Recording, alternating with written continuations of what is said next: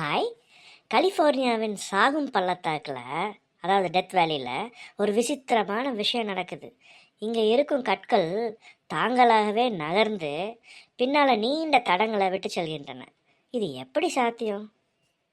இந்த கற்களை மனிதர்களோ அல்லது விலங்குகளோ நகர்த்துறதில்லை, தாங்களாகவே நகர்ந்ததைப் போல தடங்களை உருவாக்குது. இது பல ஆண்டுகளாக விஞ்ஞானிகளை குழப்பிக்கிட்டே இருக்குது.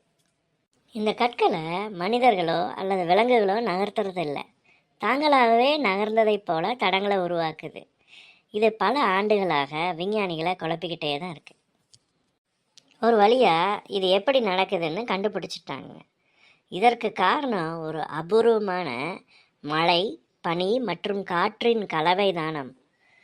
மழை பெய்து பனி உருவாகும் போது கற்கள் பனியில் சிக்கிக்கொள்ளுது. பிறகு காற்று அந்த பனித்தட்டுகளை நகர்த்தும் போது கற்களும் நகர்ந்து தடங்களை உருவாக்குது.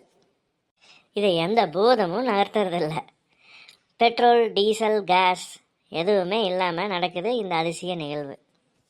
அட, இது அற்புதம்தான் அப்படின்னு உங்களுக்கும் தோணிடுச்சுன்னா உங்கள் நண்பர்களுக்கு ஷேர் பண்ணுங்கள். நாளைக்கு பார்க்கலாம். பாய்.